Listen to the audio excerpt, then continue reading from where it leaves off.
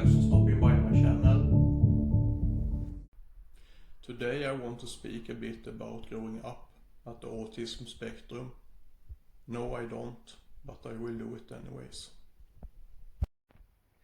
My first memory. I was around 4 or 5 years old. I don't remember exactly when it was, but I was down by the sea with my father and grandfather. We were going to get some gravel for a road. I remember the total assault on the senses.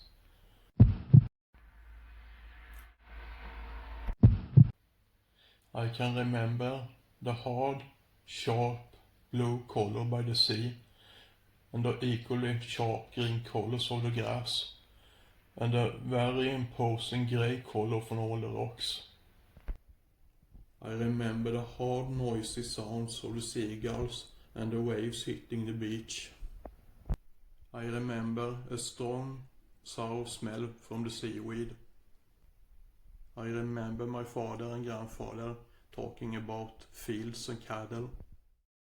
When you have autism, you have problems in these areas: building and forming social relationships, social communication, rigidity of thought, behavior and play, and a lack of social understanding.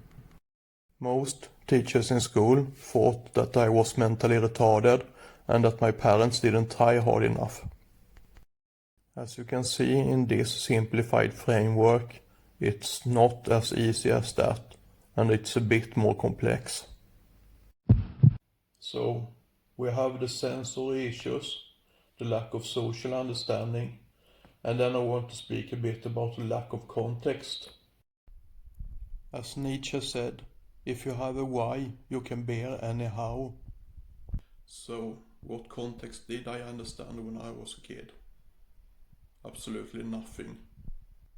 I didn't understand why the kids were angry. I didn't know why the parents looked at me with disgust. I didn't understand why I was in school when I just wanted to be at home with my parents and my brother and play with my things, or be outside with my friends, the few friends I had. In preschool I had a teacher with both heart and brains. She was very patient and understanding and helped me a great deal. Some teachers had either brain or heart. That worked out kind of okay, not good, not bad. On occasions where teachers were mean and had IQs of feral cats, I didn't do so good. I got locked out in the corridor. I got locked out in a small room. I got locked into a cupboard. And still I didn't know what I was punished for, if I had done anything wrong, or I couldn't control it anyways. I was hit with rulers and styluses. I think you get the point now, and I want to keep the video under 10 minutes, so we go on now. So what did I learn in school? Not much. I learned how to fight, and visual arts and maths were okay, since I could see the information and not hear it. Still to this day I have a bit of a problem speaking and hearing what people say. That's because my primary language is pictures, and I think in pictures and frameworks and patterns, and I have to translate it into spoken or written languages, and it can be a bit hard and very, very tiring to do so sometimes. Since I didn't understand the social roles, and there was lots of sounds and visual input, people were moving, screaming and running around, and I couldn't focus at all at the blackboard or what the teacher was saying. I had to study from scratch when I was an adult, and it was a calm and safe environment. Then I did pretty well.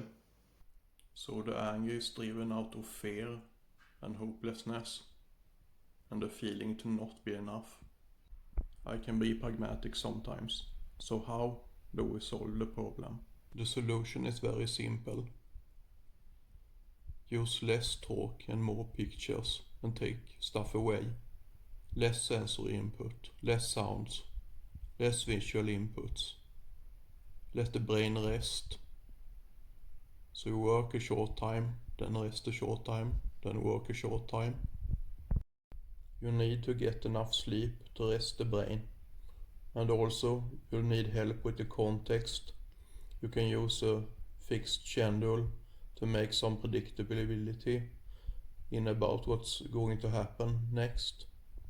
Also, it's good to be in a safe place, so you have a room where you are very comfortable and know how everything is going to look.